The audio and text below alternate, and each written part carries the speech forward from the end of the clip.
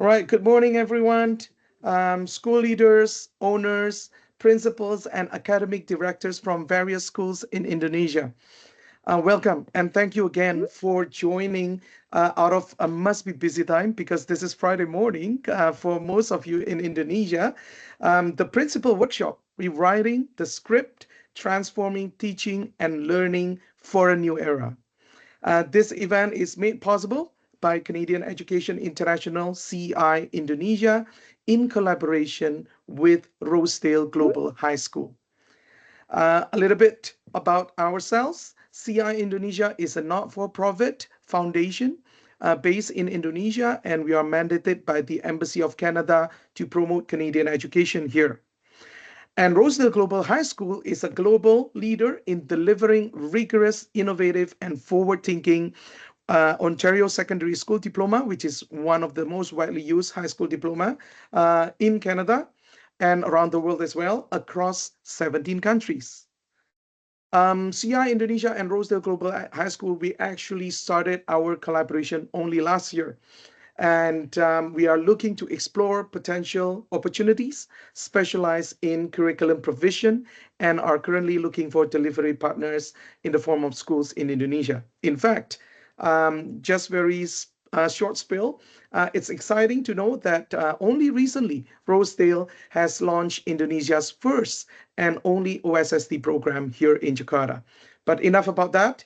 This morning, I would like to thank all of our speakers and panelists as well as moderator. So let me begin by thanking Mr. Fernando Oliveira as our keynote speaker for this workshop. And of course, our panelists, Mr. Estra Alexander from North Jakarta Intercultural School, Mr. Rinaldi Gultom from SMA Bangun Insan Mandiri, and Mr. Jimmy Hartanto from Elion Christian School, all from different parts of Indonesia. And of course, to Mr. Azim Zayed, our moderator. Last but not least, I'd like to thank Mr. Ravi Kumar, the Senior Manager for Global Education Partnership at Rosedale, who has been working intensively together with me and the rest of our team trying to put this workshop together. So hopefully this is going to be a wonderful event. I personally looking forward to a fruitful discussion. And without further ado, I like to turn the screen now to our moderator so we can begin the workshop. Screen is yours, Hasim. That's great. Thank you so much, Vali. Good morning, everyone, and welcome to today's panel discussion on rewriting the script, which is transforming teaching and learning for a new era. My name is Asim Sayed, and I serve as Head of Teacher Development at Rosedale Global High School, a leading practitioner and solution provider in scaling the delivery of global K-12 differentiated education. It's a privilege to be here with you as your moderator as we engage in what promises to be timely and critical conversation about the future of education. Around the world, we are seeing bold policy ambitions and innovative frameworks aimed at reshaping how students learn. Yet, the reality in many classrooms remains unchanged, where rote memorization, exam driven practices continue to overshadow deeper, more meaningful learning. So, the central question we are asking today is this: how do we move from intention to impact? How do we move beyond isolated reforms into sustainable transformation that redefines both what and how students learn? So we are joined today here by a panelists of dedicated educators and experts who will help us explore why memorization-based learning is still so common in classrooms today, and what meaningful steps we can take to change that. We will look at what it truly takes to support teachers, not just through one-off workshops, but through ongoing hands-on professional learning that builds into their daily practice. We will also discuss what modern curriculum and teaching should look like in a world where a student needs more than facts. They need real-world skills and they need competencies. I'm excited to hear the insights from all of our panelists, and I encourage all of you to engage with the discussion either using the chat function or using the Q&A function. I would like to invite each of our panelists to introduce themselves by sharing your name, title, and a little bit about your background and experience related to today's topic. So let's start with Rinaldi. Okay, thank you, Mr. Asim. Good morning, distinguished school leaders, principal, and fellow educators. My name is Rinaldi, and now I am principal of Bangun Insan Mandiri Senior High School in Medan, Indonesia, with a background of in education, leadership, and also curriculum development. And having spent 15 years in the field of education, it's a privilege to be a part of this panel for discussion, where ideas, insight, and experience are shared to shape the future of education. I look forward to engaging with all of you as we work together toward meaningful and sustainable education progress. Thank you, sir. That's great. Next one I have in the list is Isra. Hi, everyone. Nice. Thank you for joining us. We were having a little technical difficulty there, but good to be here. My name's Ezra Alexander, and I've been an educator for over 20 years, multiple countries around the world, including Canada, Mexico, Singapore, and now I find myself in Indonesia. And the thing I noticed that no matter where you are in any of these countries, anywhere in the world, kids are just kids. They're full of wonder, inquiry, joy, and it's just a real pleasure getting to know about different cultures while some things remain the same. I'm the head of school at North Jakarta Intercultural School, a real nice, sort of a boutique school, I guess, of about 300 students. We're an IB continuum school in a wonderful campus up in North Jakarta, Kelapa Gading. My two children go here, both grade 5 and grade 7. And one of the things I really enjoy about this school is just the amazing and vibrant community we have. We really focus on building relationships and making sure everyone has a voice and is involved with the children's education. Looking forward to talking to everyone today. Thank you so much. Next one I have on the list is Jimmy.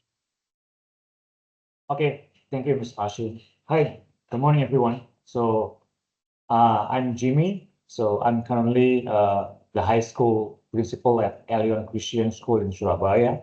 So we follow the Cambridge curriculum. And I've been in education leadership for over 8 years now. And also my background is actually in engineering and management. But along the way, so I discovered a real passion for helping students and teachers as well to grow, especially in adapting to new ways of learning and teaching. So at Elion, we're all about making learning meaningful. So connecting strong academics with real life skills. So encouraging inquiry, also supporting our teachers and building partnership that help our students thrive not only just at school but beyond. And it's a joy to be here with all of you today. So I'm really looking forward to the conversations and insights we'll be sharing together. Okay, that's all. That's great. Thank you so much, Jimmy. Of course, last but not the least, Pam. Hi, thank you, Asim. I'm Pam Turnbull, and I'm an academic advisor here with Rosedale Academy and Rosedale Global Schools.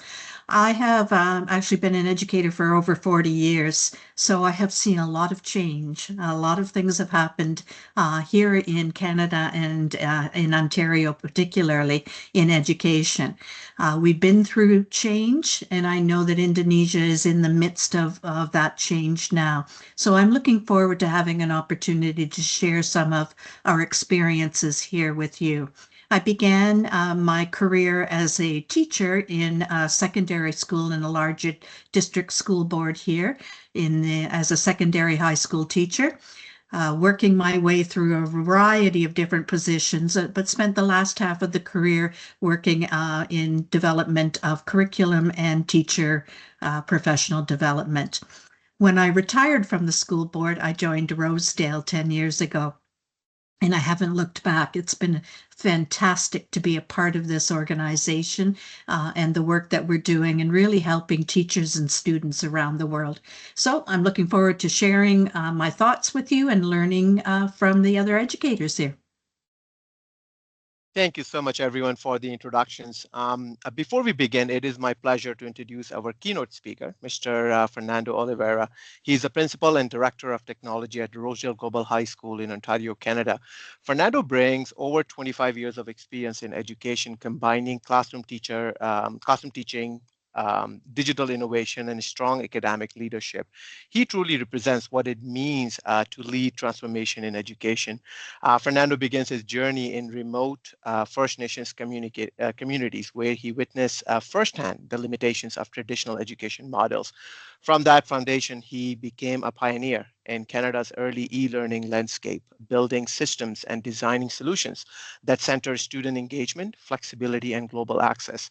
Today at Rosedale, Fernando is the forefront of integrating advanced technologies with high-impact pedagogy. His leadership has redefined how academic programs are delivered across Rosedale Global High School network, ensuring they are both scalable and deeply personalized. He fosters a culture where technology is not just a tool, but a driver of meaningful learning experiences. So, as we work to reshape teaching and learning for today's world, Fernando brings a powerful lens shaped by decades of practical experience and visionary thinking. Please join me to welcome our keynote speaker, Fernando Oliveira. Fernando, we invite you to take the floor. Great. Thank you very much, Asim. I'll try to live up to that introduction. It's very generous. Good morning, everyone. And first of all, it's an honor to be with you here today and to be speaking with fellow educators and leaders who share a deep commitment to reimagining the future of learning. Today, I'll spend some time talking about artificial intelligence. The title of our gathering, Rewriting the Script, could not be more appropriate because it's exactly what the AI revolution is compelling us to do, to pause, to reflect, and to rewrite the very script of what education means in the 21st century. We've often heard comparisons between the AI revolution and the Industrial Revolution, and for good reason. Like its historical counterpart, AI is automating labor, it's displacing jobs and reshaping the economic landscape. But there's a crucial difference. While the Industrial Revolution unfolded over a whole century, AI is rewriting the rules in real time, on a global scale and at breakneck speeds. Yet many of our education systems remain rooted in models that predate even the first industrial revolution, the factory model of schooling, with its focus on uniformity, rote learning, and standardized testing. This was never designed for an era defined by artificial intelligence, by digital fluency, and by constant change. Clearly, we need to adapt. But let's be clear, we must also be careful not to throw out everything. The danger lies in a knee-jerk reaction, in believing that AI renders traditional learning obsolete. Sure, rote memorization, it's not the enemy, actually. It builds foundational knowledge, and tests and exams still useful when used thoughtfully and not exclusively. We don't necessarily need to dismantle education. We need to evolve it. And that evolution demands discernment, knowing what to keep, what to adapt, and what to transform. If the purpose of education is to prepare students to thrive in the real world, then we must ask, what does thriving look like in a world where machines can write essays, generate images, and solve equations? We can't out AI the AI. So let's focus on what makes us distinctly human: curiosity, judgment, empathy, creativity, and the ability to ask profound questions. Our classrooms must shift from places of knowledge transmission to arenas of inquiry, exploration, and purpose. That means shifting from product-driven to process-driven learning, from standardized answers to authentic, contextual thinking. So let's move beyond simply assessing what students can recall and start measuring how they learn, collaborate, and adapt. Here's the good news. AI doesn't just disrupt, and clearly it's doing that very well. It also enables. And when it's used well, it can be a force multiplier for deeper, more personalized, and more equitable learning. Imagine AI tools that help assess student presentations, track engagement, delivery, and clarity. Tools that help English language learners practice and refine their skills in real time. Platforms that analyze patterns in students' writing and provide targeted feedback and support. Those are all exciting. And we need to triangulate assessment using AI to complement, not replace, teacher judgment and human insight. At the heart of it all, we must wrestle with two fundamental questions. First, what is the purpose of education in the 21st century? Are we preparing students for the workforce, for civic life, for personal growth? Can we do all three?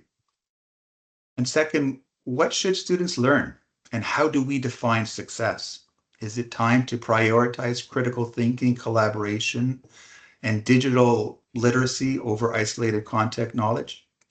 These aren't easy questions, but they are urgent ones. And as educators, we must not shy away from them.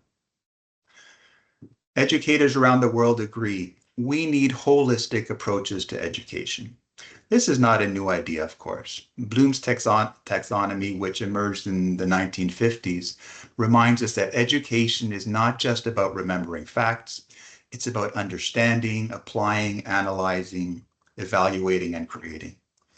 That framework remains just as relevant today, and perhaps even more so, in a world where information is abundant, but wisdom, sadly, seems scarce. In my home province of Ontario, Canada, the ministry emphasizes a model of triangulated assessment. That means evaluating students not just by their final products, the essays, the spreadsheets, the presentation, but also through conversation and observation. I love that word triangulate because it evokes the process of navigation. Just like a GPS needs at least 3 reference points to locate a position, so too do educators need multiple angles to truly understand a learner's progress. This is especially true in the age of AI, where students' work can be generated at the click of a button. Relying solely on a product as a measure of learning is no longer sufficient. We need to see and hear our learners at work. As educators, we've relied heavily on student products, the posters, the projects, the papers, as evidence of learning. And for good reason. They're concrete, they're easy to evaluate, and traditionally quite useful. But here's the issue. AI is exceptionally good at creating products. That means that the value of a finished product is diminished unless we can see the thinking that led to it. We must start assessing the learning process. How did students arrive at their conclusions? What decisions did they make and why? Can they explain and defend their reasoning? These are the insights we need to cultivate. And here's the critical truth. Only people, not machines, know what makes a great product great. To evaluate an AI-generated output, a person needs or must understand things like context, bias, nuance, art, beauty. A person must know what makes an argument compelling, what kind of tone builds trust, what kinds of evidence are credible. Without that understanding, the person isn't in charge of the process, they're just passengers.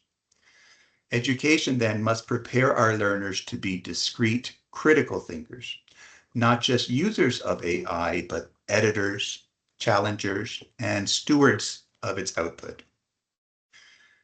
Let's be clear, AI will never replace great teachers, but teachers who use AI effectively will redefine what great teaching looks like. Our challenge is not to compete with technology, but to use it wisely, to design learning experiences that are more human, not less. The future of education isn't about replacing teachers with machines. It's about equipping educators with tools that allow us to focus on what matters most, nurturing thinkers, creators, and compassionate global citizens. So let's rewrite the script together. Thank you. Thank you so much, Fernando, for setting the stage with such thoughtful and inspiring insights. On behalf of everyone here, thank you once again for sharing your time, wisdom, and vision with us. Let's begin by addressing one of the most enduring challenges is education, which is a deep-rooted culture of rote memorization and exam-driven learning. Despite reforms at policy level in many education systems, updated curriculum frameworks, new assessment standards, the day-to-day reality in classrooms often remains unchanged. Students continue to be taught to recall, not reason.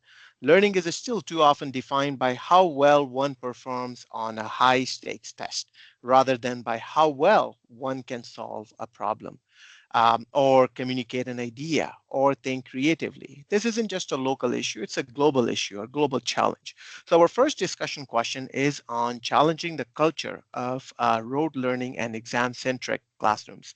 Isra, I would like to start with you, and we would like to hear your thoughts on this question.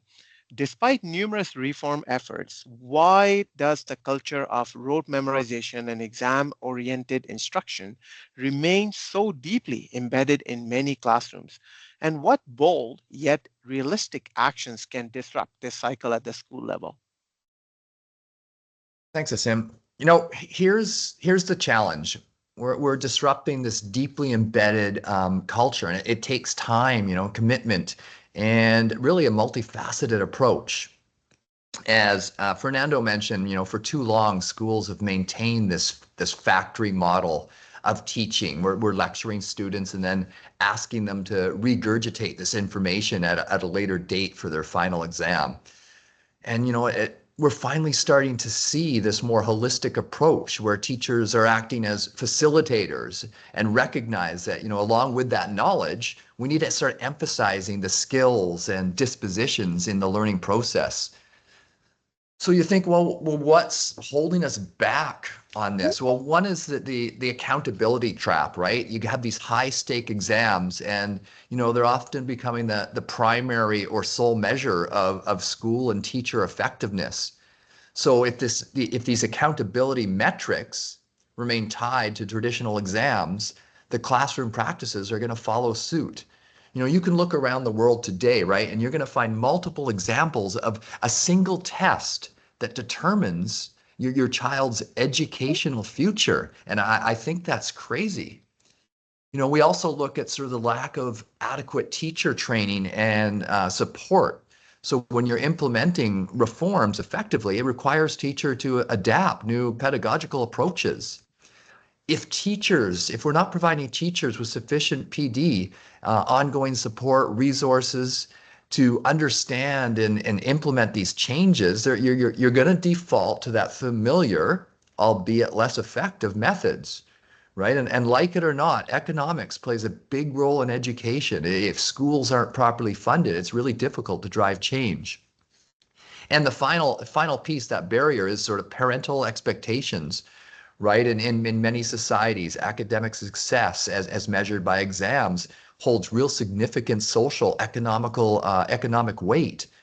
So these parental expectations for high scores in the university admissions can reinforce that focus on rote learning, even if parents intellectually understand the value of deeper understanding. I host frequent open houses for new families here, and I always ask the parents, what do you want for your children to be happy, develop a love for learning, make friendships, become independent learners? Not once during these conversations I have with parents do academics come up. Yet that seems to be the driving force, right? But it's not all doom and gloom. We've made so much progress, tremendous progress in education reform. There's lots of models out there that are reinforcing best practices. So as a school, we need to start reimagining assessment practices. Let's shift the focus, move beyond solely relying on these high stakes or end of term exams, and really implement a balanced assessment system. The majority of your focus should be on formative assessments, providing that ongoing feedback and measuring a wider range of skills, through those projects, those presentations, portfolios, class discussions. and really lean into authentic tasks. You want to start designing assessments that mirror real-world challenges, require students to apply their knowledge and skills in a meaningful context. So if you apply these assessment practices with cultivating a growth mindset, we really explicitly need to teach learning strategies to our students, equip students with the metacognitive skills, the critical thinking skills, the problem-solving techniques, help them understand how they learn best, take ownership for their learning, celebrate effort and progress. So instead of just those high grades, recognize that effort, that growth, and have a culture in your school where mistakes are seen as learning opportunities. If you look at all the brain research out there, our brain synapses, they're most active when we're faced with a challenging problem. Failure is okay because that's what we're learning from. And finally, promote inquiry and curiosity. We need to design learning experience that spark this curiosity, this encourage questioning, and allow our students to explore topics more in depth. I guess I just want to wrap up. We need classrooms where students aren't just memorizing facts, but they're developing the critical thinking, the problem solving, and the creative skills they need to really thrive in this 21st century. Thank you so much, Ezra. I like it. I think that yes, it's a great start, and I think that yes, I agree with you that the mindset is a huge part that which plays for parents as well as for the students, and I think that is the same part of that which when I was growing up it used to be known as practice makes you perfect. Practice, practice, practice. Whereas like now, when I got into education and I started learning about the whole pedagogy, no, practice doesn't make you perfect because nobody can be perfect. Practice makes you learn better. So those are just some different things. Ronaldi, what are your insights on this? Thank you, Mr. Asim. So, according to my experience, the reason why rote memorization and exam focus teaching still common in the classroom right now is the first because of the high pressure of exam. So, school, teachers, even the parents are often the judged by the test score. Even one way to enter the state university, the student just send the score and then the selection based on the score, I mean the report score. And then the second one, because of the comfort of and tradition. So the teachers, many of the teachers were trained in the traditional method and feel safer by using what they know. So the teachers, when become students, they also taught by the same style. So they apply the same things in the classroom. So it's already become our tradition until now, I think, especially for the national school. And the last one, I think, because of the lack time and the resource of the teachers. So that's why the method always same. Yeah, always rote memorization and passing the exam, and after that, forget everything what they learn. That's the problem, the common problem. And so how do we break the cycle? I think the first we can redefine what is the success for the students, not only based on the score, but also the progress. We celebrate the progress like the critical thinking of the students and about the creativity and how they communication with the special like presentation. So we share it for our parents to invite them for our discussion. So the mindset of the parents will be changed not only because of they get the high score in the exam. It means that become smart students. And then for the teacher, I think we support the teacher with the training and then give them the more time to make the assessment so they can mix the assessment not only with the memorizing system and also with the portfolio maybe. Yeah, I think that's the way how we can break the cycle to rote memorization and exam focus on the teaching for the classroom. Thank you, sir.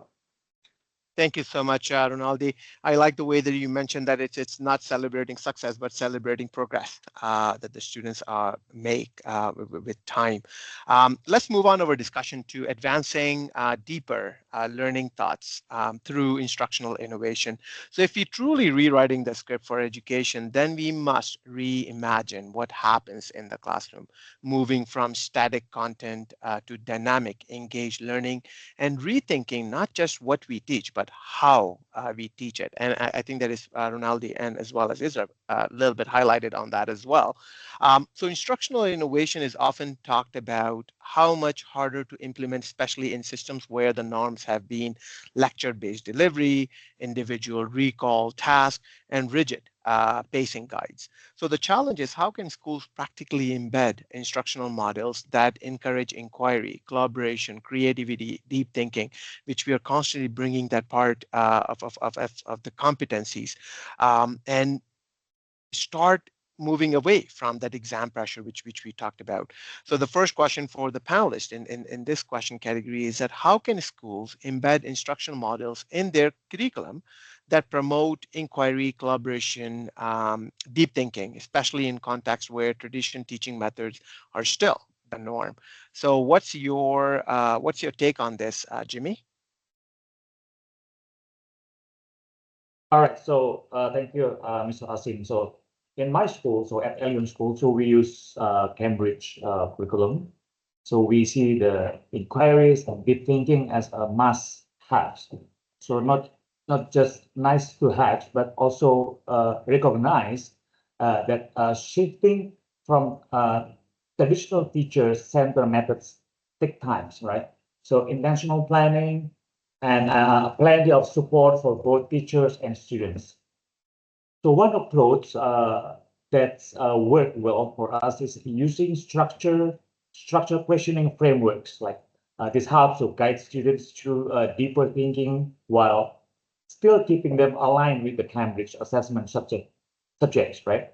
So in a subject like GP or global perspective or sciences, for example, so we encourage also students to create their own key questions, investigating different sources and come up with the possible solution. It's a big shift, I know. So from just absorbing information to actually driving the learning process themselves. So from here, we also make it a point to include group work and collaboration in our lesson design.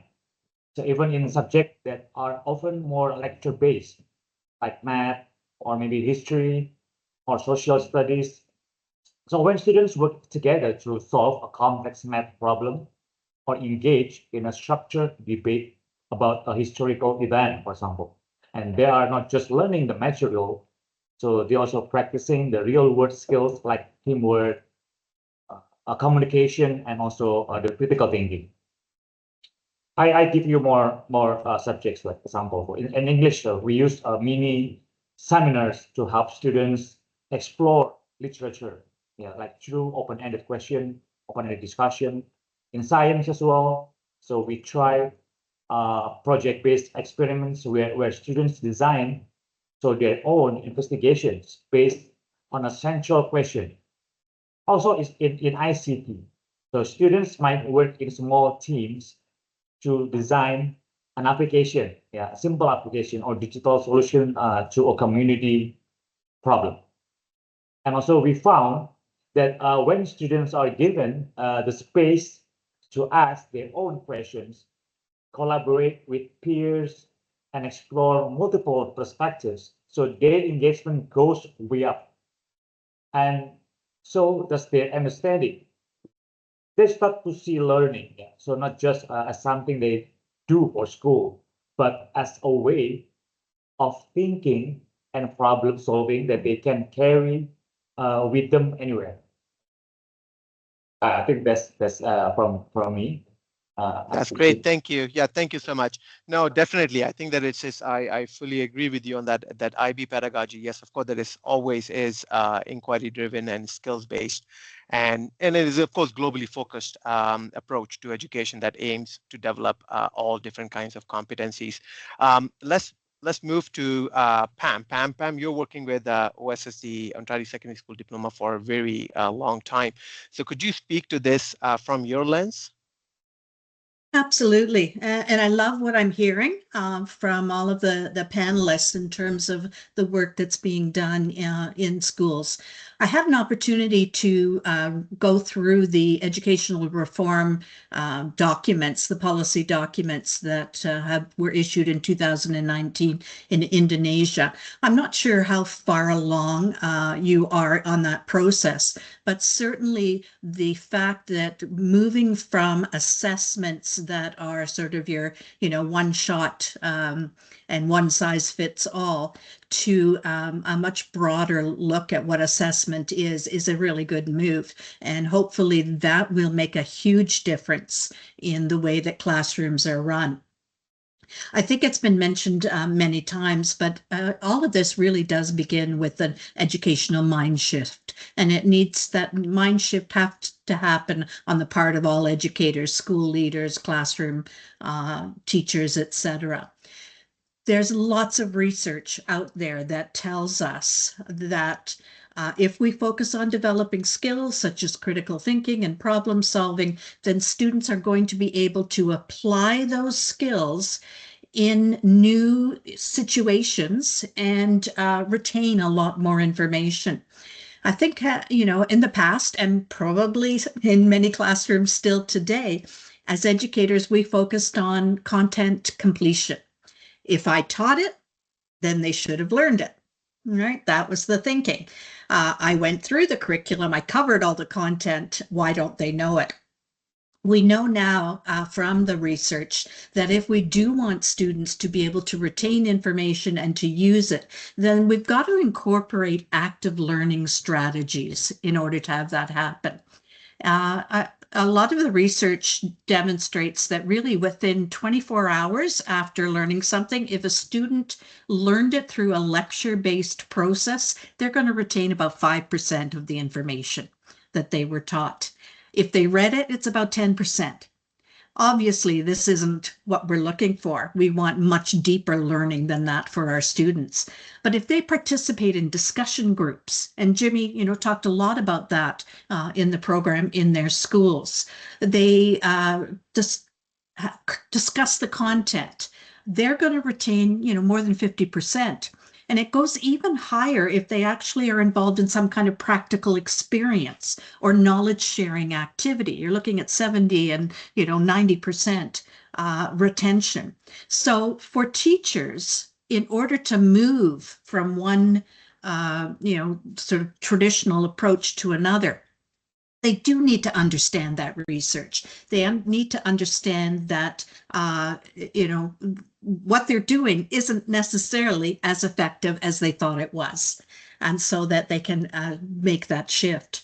I think one of the simplest ways, if we really want to sort of break it down and help teachers with how do I do this, the simplest ways to begin this process is really to help teachers institute formative assessment processes. And I know Ezra spoke to the use of formative assessment as being so crucial.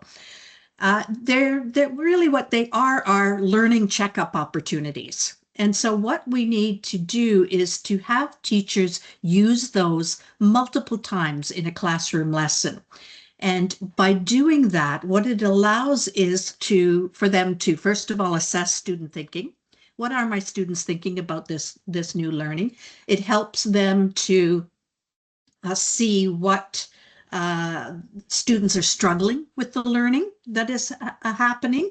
And we have to do that throughout the lesson multiple times, not at the end of the lesson, because what we want is teachers to be able to immediately adapt their program, their lesson, their way they're delivering things to meet the needs of those kids right in the moment. And of course, these kinds of checkup strategies don't happen without professional development, without helping teachers to understand what can they do to be able to see where their students are at, to measure student learning in the moment. And so here in Ontario, with our OSSD program, we spend a great deal of time on professional learning, and certainly with focusing on providing our teachers with multiple strategies. Things like think, pair, share, using polls, sharing learning in groups, doing things like thumbs up activities or quizzes or exit cards. All of these types of strategies help teachers know where their kids are at. And then I think once teachers are comfortable using these strategies, they're going to know where their students are in the learning journey. And then the next step, of course, is the implementing the right strategy to move kids forward, to move them along in that learning. And so, again, based certainly on the things that Jimmy and Ezra and Aldi have already spoken to, that really means that we're going to need to use discussion strategies and small group work and the use of strategic questioning. I really love to hear, Jimmy, you talk about the questioning being so important, both from the teacher's point of view and the student's point of view. So with professional development, teachers learn these skills, and then that has to be followed by the next step, which is teachers teaching the students how to use the strategies. Often we assume, let's just get into groups, right? We assume that they are going to know how to do this. So the reality is that I have heard teachers, I can't tell you how many times teachers say to me that getting students in groups, group work doesn't work in my classroom.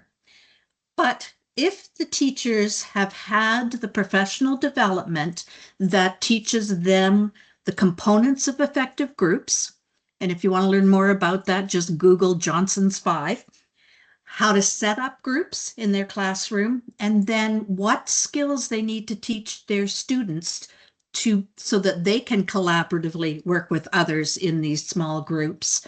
Then we're going to have activities and things that will work, that are going to be effective. So I guess bottom line, how can schools embed these instructional strategies in classrooms? By providing training for teachers, starting with one strategy and building it up over time. That's great. Thank you so much. Yes, Pam, I fully agree with you that I think that the curriculum has to be designed around student-centered learning. So it's not just about like doing the group work, but of course that it's making it as part of day-to-day lessons. That when you know that there has to be some time for direct instructions, there has to be some time for independent student work, and then there has to be some time for student-centered activities. And I also agree with the formative assessments as well. I think the general idea about the formative assessments is practice, that you're just giving it for practice. But I think that is right. And I think that Jimmy, all of the panelists, I think, have mentioned that several times, that these are basically ongoing informal checks, which Pam just mentioned as well, that which are like low stakes. So they can be often graded, they can be often ungraded, they can be more used as peer assessments, reflection, where the students become involved. And I think Isra mentioned about the feedback as well, that is that the feedback has to become part of the of the discussion as well. So thank you all of you. The next question in this category is focused on building scalable models for teacher development and 21st century skills. And I think that it's I can look at my notes and I can see that there are a lot of things that talked about economics in terms of lack of funding, ongoing feedback and support. So I think that even the best designed curriculum will fail without strong, confident teachers.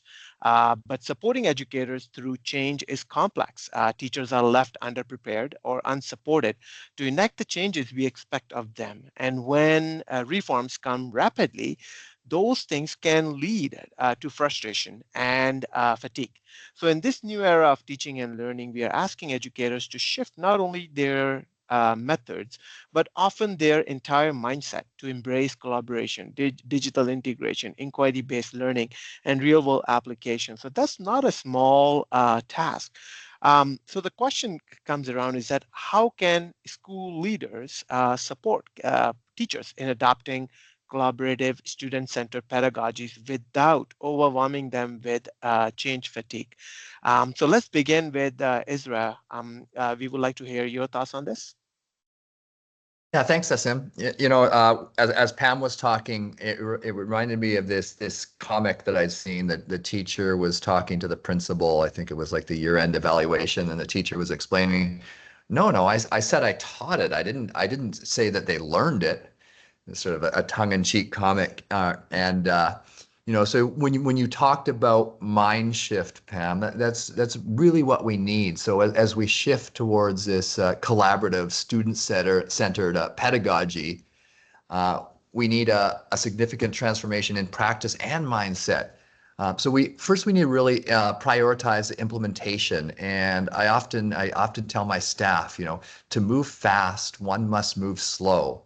So what do I mean by that? We really got to avoid those big bang reforms. I spent a lot of years in the classroom, and every year something would come out that the administration's excited about, and that it's going to revolutionize teaching.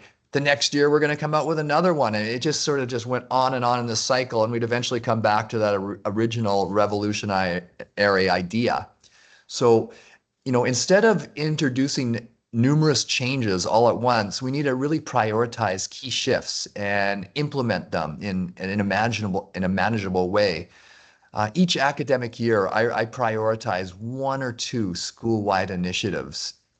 This really allows my teachers to focus their energy and develop mastery in one area before moving on to the next. Really think about starting small and scaling up. So encourage pilot projects with your team or the early adapters to experiment with new pedagogies. Document their successes, their challenges, and use these experiences then to start informing wider implementation. You get that sense of momentum, and you can really provide concrete examples for others. And it's really important to communicate a clear vision and timeline. If you clearly articulate the rationale behind the changes and provide a realistic timeline for implementation. 5 years ago in my school, we switched to the IB program. We surveyed staff, we surveyed students, we talked to parents to get their feedback before starting this whole process, so that transparency can really reduce the anxiety of the community and your teachers and build the buy-in. Also, this was brought up by all our panelists, but you really got to focus on gradual and ongoing professional learning. And when I do talk about professional development, we probably need to move away from those one-off workshops and more towards sustained, like job-embedded professional learning that's really directly relevant to the teacher's day-to-day, their daily practice.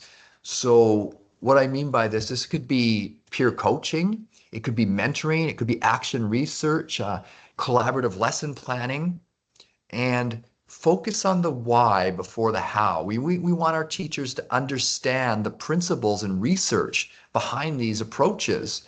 When teachers grasp the why, they're more likely to be motivated and invested in learning the how.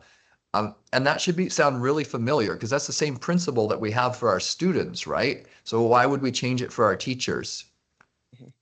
So empowering teachers to collaborate and encouraging team support, peer support, that's one of the things that we really take pride in at NGIS, when we create professional learning communities.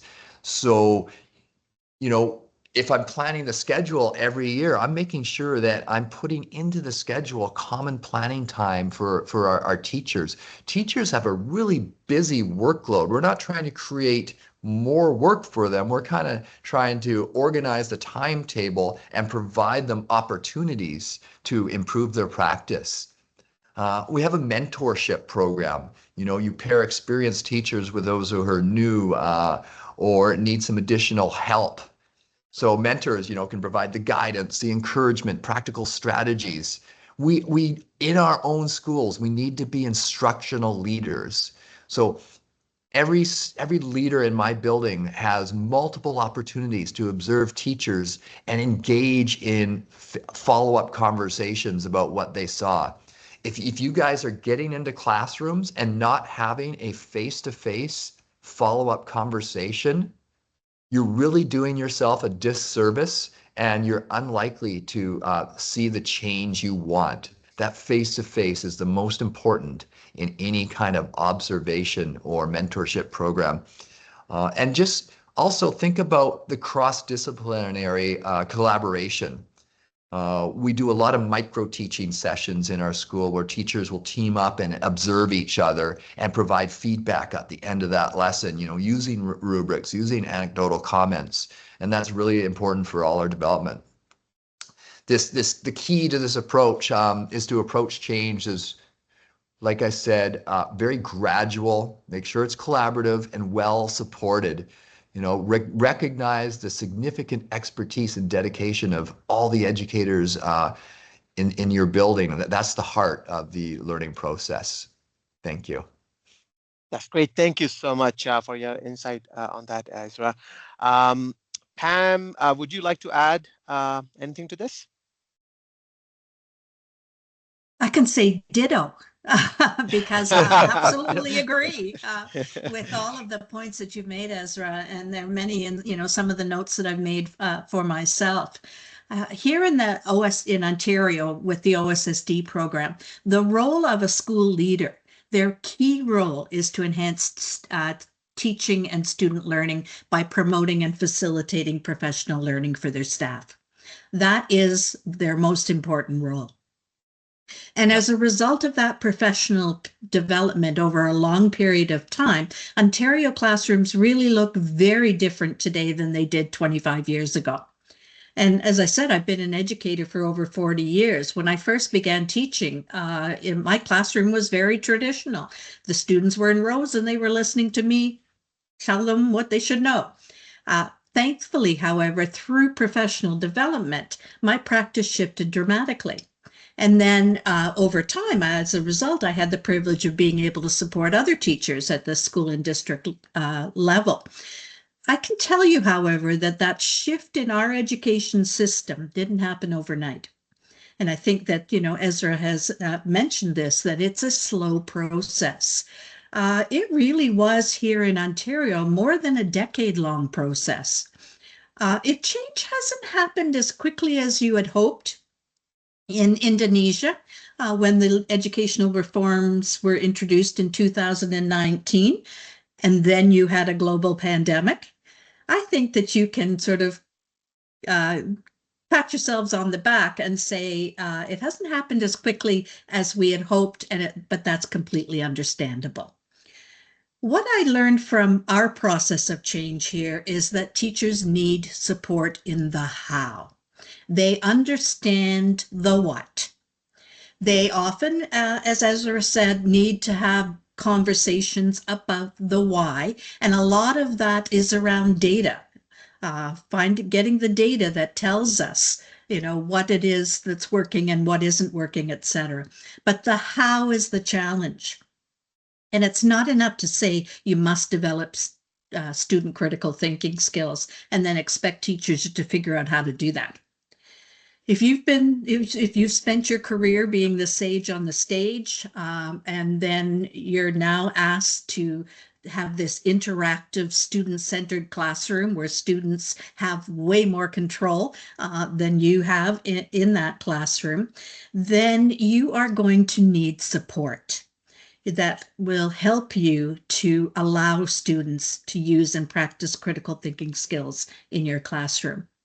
So our job as the school leaders is to bring those professional resources into play, to provide the professional development so that our teachers can learn about the new instructional strategies and practice those new skills and strategies.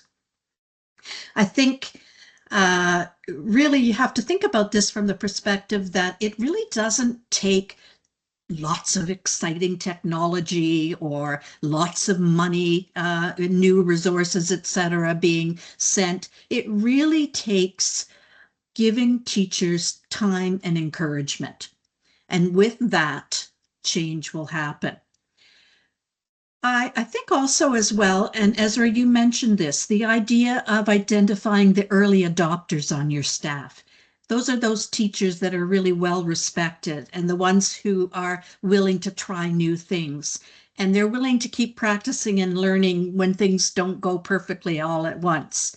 And of course, we know, classrooms are dynamic places. Things don't always work out as we had hoped that they would. So if we have those early adopters who are piloting things and who are practicing and trying them, and then opening their classrooms to other teachers, they are going to create enthusiasm.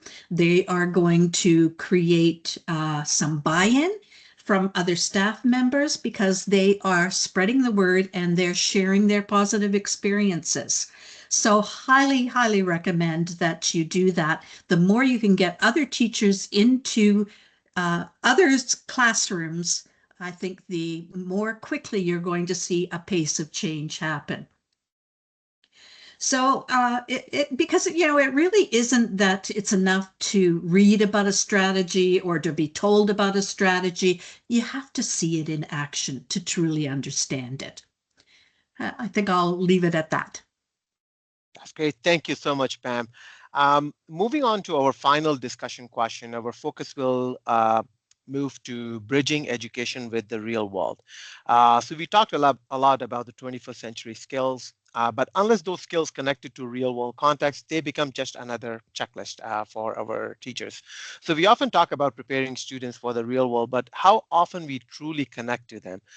So as we emphasize this 21st century skills like creativity, problem solving, communication, digital literacy, we need to ensure that those skills are not just being developed in isolation. They must be relevant to life beyond school. And that requires partnership, strong links between education and wider ecosystem like businesses or higher education and community organizations, which can provide students with authentic context for applying what they have learned. But building these partnerships take more than good intentions. It requires strategy, alignment, and mutual benefit. So the question is that how can school leaders build effective partnerships with businesses, community organizations, and higher education institutions to ensure that the 21st century skills we are focusing on align with the need and expectations of the real world? Are there examples or strategies you have seen that successfully bridge the gap between academic learning and workforce readiness? So let's hear Rinaldi's perspectives on this. Thank you, Mr. Asim. So when we talk about 21st century skills, yeah, like communication, collaboration, problem solving, and etc. So this is also the same employers asking for, right? But in the fact, so many schools not ready for that. So based on my experience, I think in our school we have some strategies. The first, we make MOU with the university, local university. So we have a regular meeting. The lecturer will come to our school to teach about the university, about how become the students of the university. And we also invite the expertise, and we make collaboration also with the local businessmen to come to school, also to explain how the real life for the future. And also, as a school leader, we can embed the real learning into our curriculum. I think, yeah, we also offer the internship for the students, for example, for 1 month, so they can feel the how they become the employer one day. I think that's my opinion, sir. Thank you so much, Rinaldi. Jimmy, what are your thoughts on this? All right, so exactly. So we we are fortunate to work with this curriculum that's already values skills like evaluation, also reflection and collaboration. So, but the real challenge and the opportunity is making sure those skills are not just developed in the classrooms, but actually must be tested and applied in the real world, right?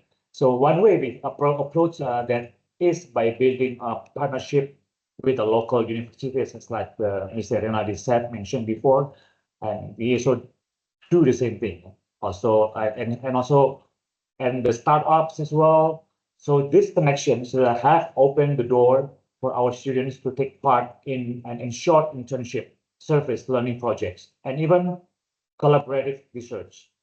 So it's been amazing to see students step into unfamiliar environments that apply what they have learned.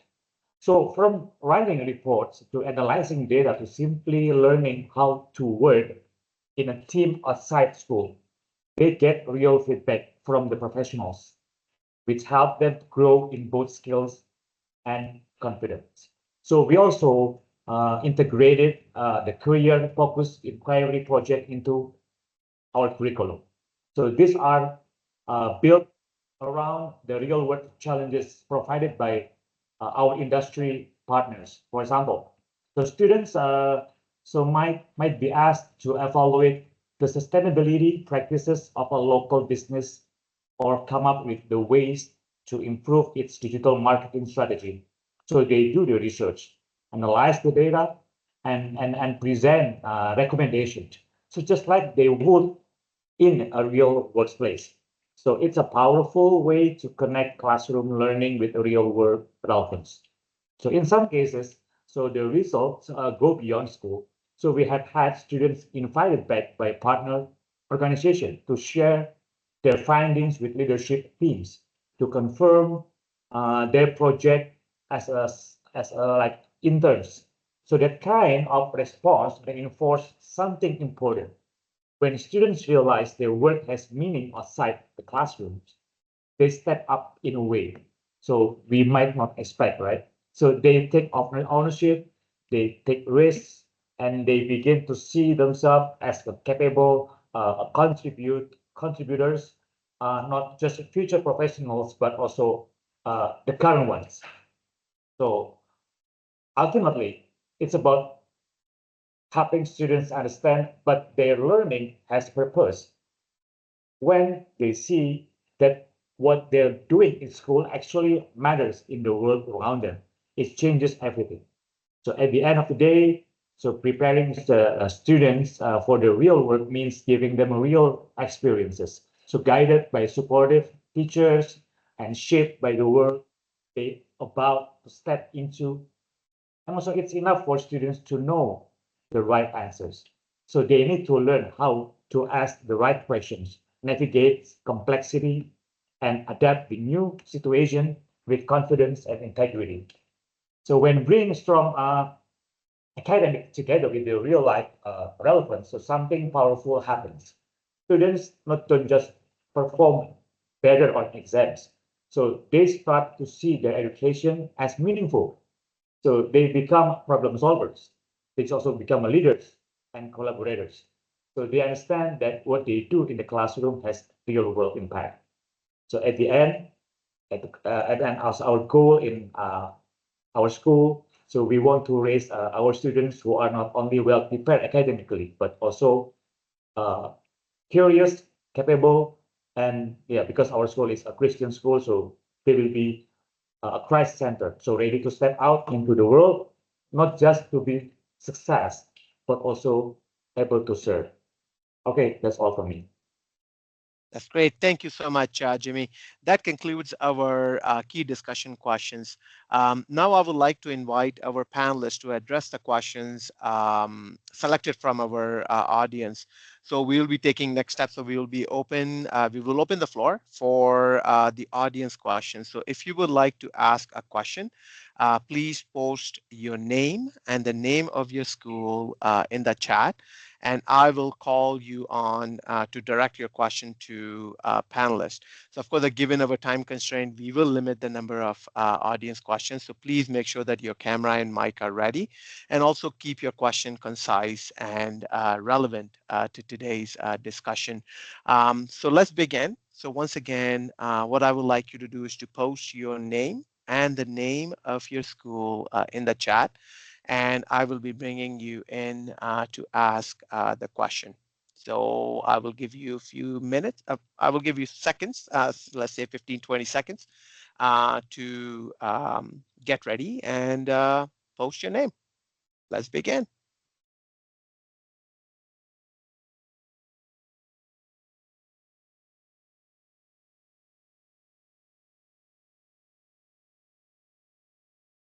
So while we wait for the, sorry, somebody was, sorry about that. So yeah, so while we panelists, while we wait for the for the questions, I think that it's we will we will also have, if we have time, we will go back to the questions which were selected through during the registration process.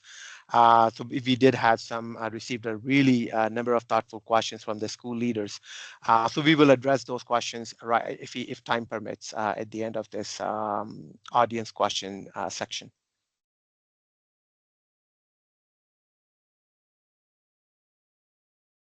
So once again, we have opened the floor. So please, if you are interested in asking a question, please feel free to post your name and the name of your school in the chat, and I will be calling you in.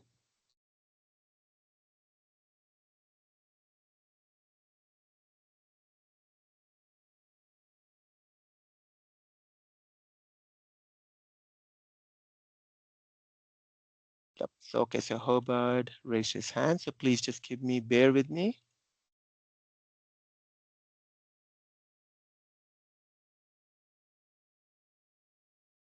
Hello, Hubbard. Yeah, you raise your hand, so please go ahead.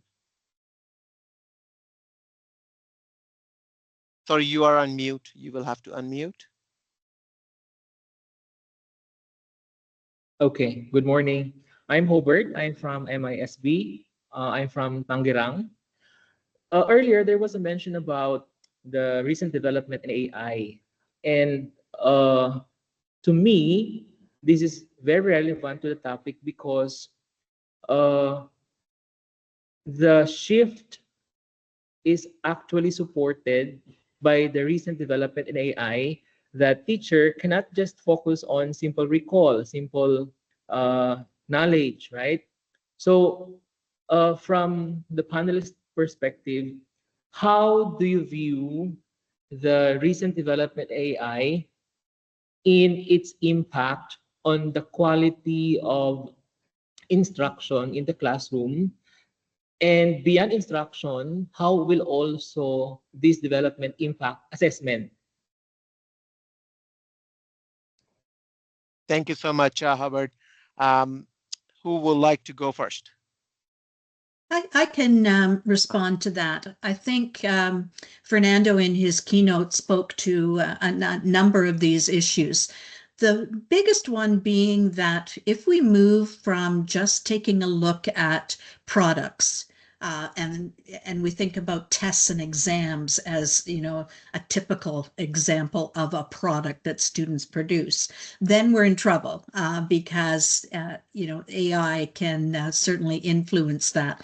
But if we have classroom where we are looking at students who are doing the learning actively in the classroom, we are able to see that process through observations of our students at work, through conversations that we have with students as we talk about their thinking and their reasoning behind what they're doing, then we are, you know, certainly much more likely to be able to assess the real learning that happens and not fall into you know, evaluating something that the computer spit out. Here in Ontario, our assessment policy is quite unique. In Ontario, 70% of a student's final grade is based on all of the term work that they do, all of those interactive kinds of you know, activities that that they take part in. Only 30% of the final grade is based on some kind of a formative or a summative activity like an exam or a project. And so when you have that room of 70% of the student's final grade being the result of teacher observation and conversation with students, along with looking at their final, you know, product, you are much more likely to get a really good sense of the student's actual learning. So hopefully, you see that kind of shift happening globally around the world.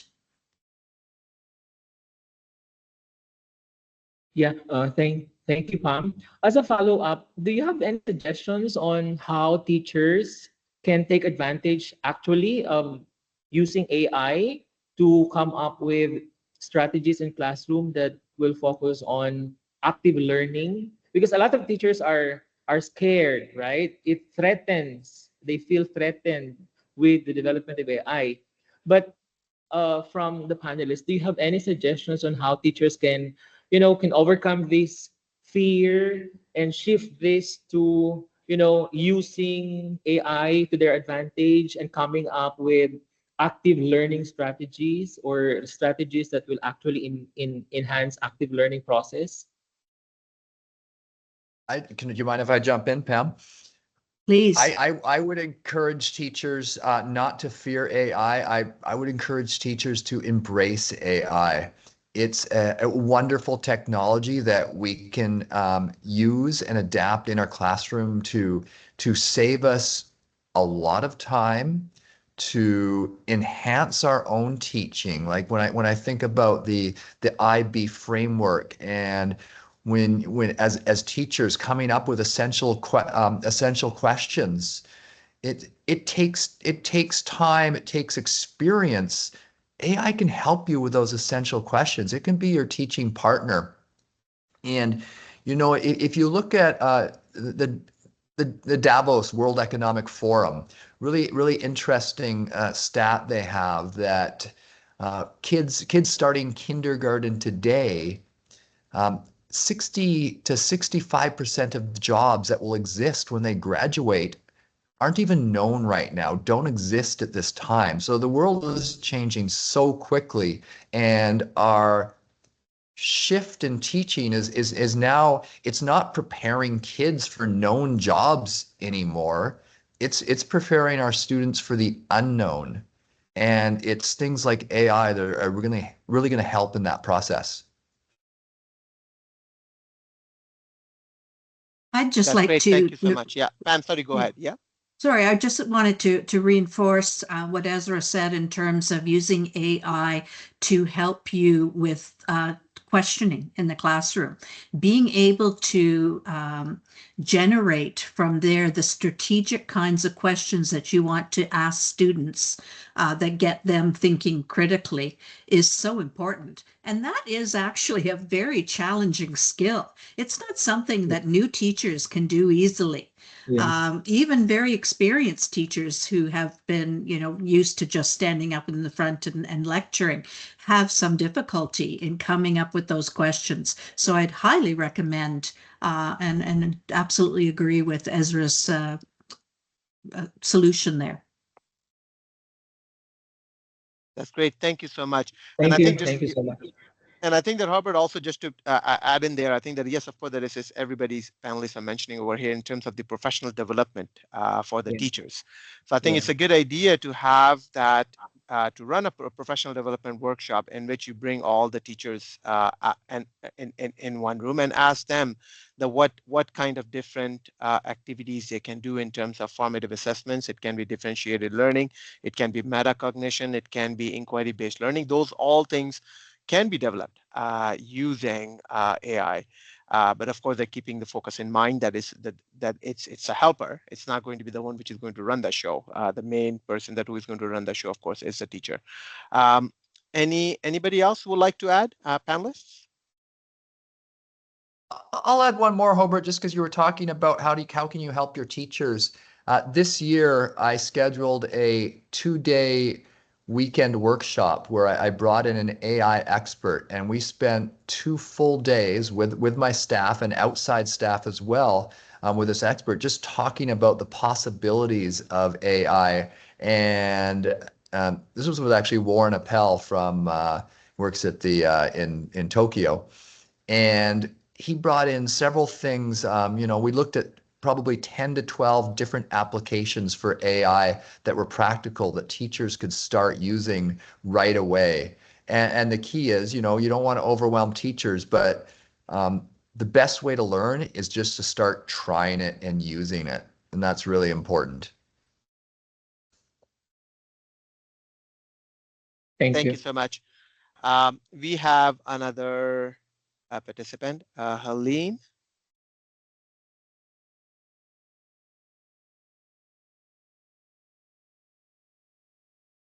Hi, good morning. How are you doing? Good, good, good. Yes, please proceed with your question. Thank you. Okay, perfect. So, hi, my name is Helene, and I'm principal at Sekolah Lentera, Indonesia. And currently, as a young leader and new in this role, is there any advice you can give me on how to identify the best practices for teachers, and how can I align these best practices with the professional development? What kind of curriculum is your school right now, Helena? We are using the Cambridge curriculum.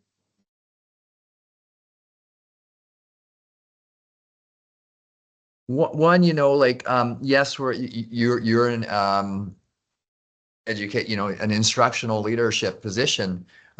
You don't have to do it alone. Like I surround myself with really good leaders. So we're all doing this, and it's not just us. Like, get everyone involved on the staff. Mm-hmm. Like students, my first year, I spent the whole year is about developing relationships, getting to know your staff, and it's so important. You don't need to go ahead and make these huge changes, but once you have that relationship built, that people are going to start to listen and want to hear what you have to say, and really focus on something that you're passionate about. First of all, you don't want to come in with all these changes. For myself, I do a lot of reading. I sign up to a lot of educational blogs, make use of social media, and then ideas just come in. And anytime I read something or I see something that I think would be valuable, I'm jotting it down, saving it later for a staff meeting or a school-wide PD day. And before you know it, you're going to have 5, 6, 10 ideas to start teaching. But I think as a school, you really have to identify your critical learning needs first.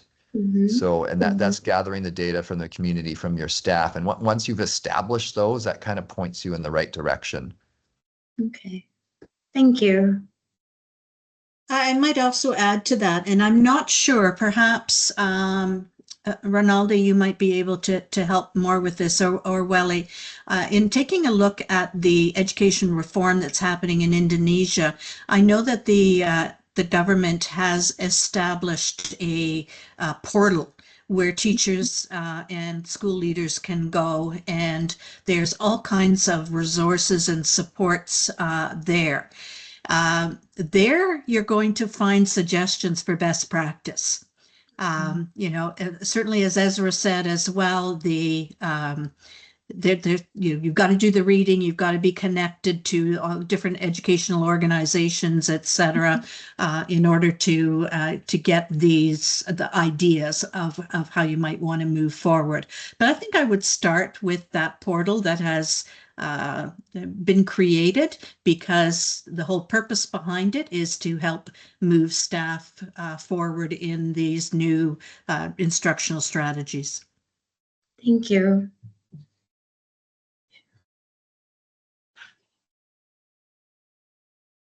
Thank you so much, Helene.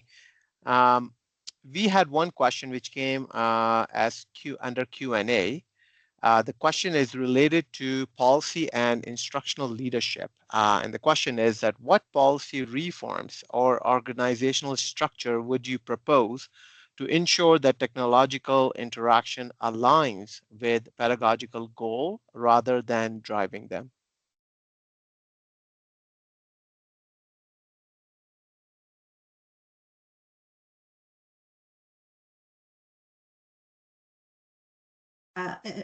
Just one thought that sort of comes to mind for me, and again, not being as familiar with the way things work in Indonesia and the kinds of changes that are being implemented and how quickly they're being implemented, but certainly I think the way that we assess our students drives what happens in the classroom.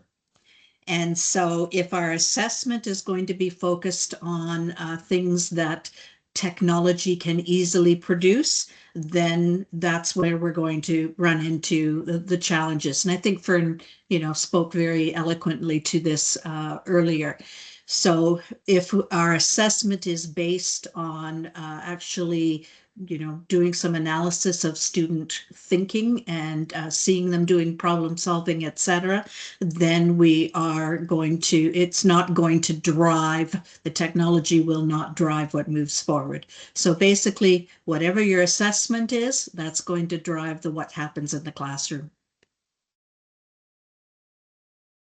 Yeah, technology shouldn't be driving what's going on, but it should be definitely enhancing. And we're just going to be using technology more and more. So, your students need to be competent in technology and just, for communication skills, the ICT skills, in the research skills, media literacy and information literacy skills. If they're not learning these things, they're going to get left behind too. So it should complement your program. Thank you so much. Given the time constraint, I will take one question from our participants, which came through our registration process. So please feel free to jump in to address that one. The question is, how can we help parents, guardians shift their mindset to support experiential learning and life skills? I'm going to start by saying, show them the data. If you focus on the international data like PISA scores and demonstrate how the current traditional methods are leaving your students behind their global peers, you're going to get more buy-in. So you need to show them the data in terms of where the students currently are and where they could be. And certainly, when you take a look at when I read the policy documents on your educational reforms, that was one of the concerns, that in fact, in many schools and many districts in Indonesia, students are in often 3 years behind their global peers. So take a look at that data, and that'll spur a lot of change. Yeah, I totally agree, Pam. You guys, you have to establish a partnership with the parents. Like that relationship just is going to further student improvement when you have that connection from home. But as leaders, you guys, you got to be patient. Shifting mindsets takes time and consistent effort. That message has to be repeated and repeated and repeated. Start small. So decide, introduce these concepts gradually, and you got to provide ongoing support. Are you hosting parent coffees? What are you putting out in your weekly letter to parents? What do your assemblies look like? Are parents welcome on your campus where you can talk to them face to face?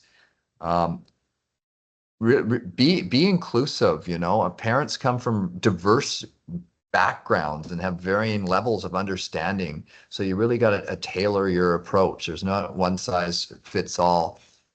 And, just lead by example. We need to be engaged in our own experiential learning and model the importance of these life skills. That's great. Thank you so much. So as we come to the end of this rich and impactful discussion, I want to thank our panelists for their deep insights and their commitment to rethinking education for both today's learners and the future that they are stepping into. We have had a powerful conversations about the big changes that education needs right now. We talked about how the old ways, like focusing too much on memorization and exams, are still holding many schools back, even though we have been talking about reform for years. But what really stood out today is this: the change is possible. And it can start with practical everyday actions. We heard some great ideas like using teaching strategies to get students to think deeply, ask questions, work together, We also heard about that how important it is to support teachers with training that helps them grow without adding to their stress or burnout. Another key point, which was the need to connect, was we teach in schools with the real world to make sure that the students leave school ready to solve problems, think creatively, and communicate well.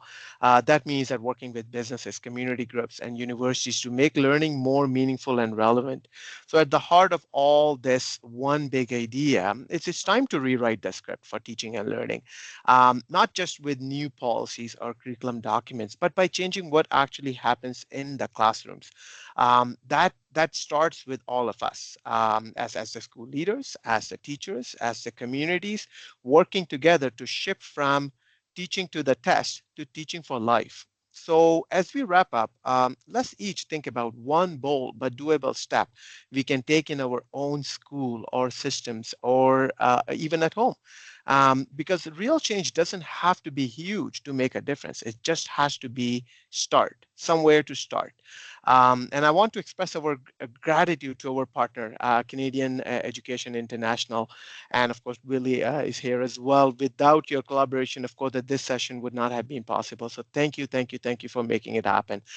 Finally, I also would like to extend a special thank you to all the participants who took the time to attend this session. The last request which I have is that please take a moment to complete our feedback survey. It helps us actually understand how these conversations are supporting your practices and how we can build on them in the future. So I will be posting that link in the chat just now. Here you go. Sorry, so I just noticed that Isaac mentioned that can we have contacts of the panelists to follow up with the questions on later.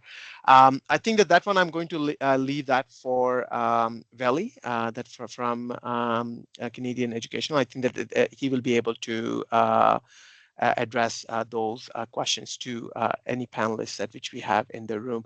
Veli, anything to add on that?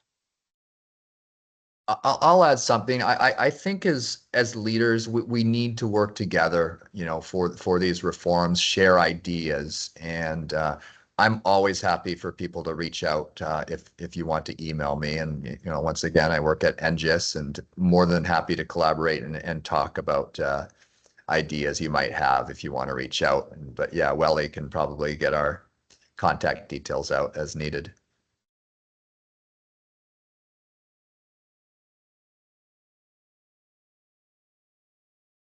Yes, for sure. If anyone would like to reach out, please, I've just posted my email address in the chat box, and you're welcome to contact me. I think we've been working closely with most of the schools here, but probably on different contexts and capacity. But again, you're welcome to reach out to me directly. Thank you very much for the opportunity. That's great. Thank you so much, everyone. Have a wonderful day and happy Friday. And hopefully, we'll be connecting with each one of you in a different session. So thank you. Thank you, everyone. Bye bye.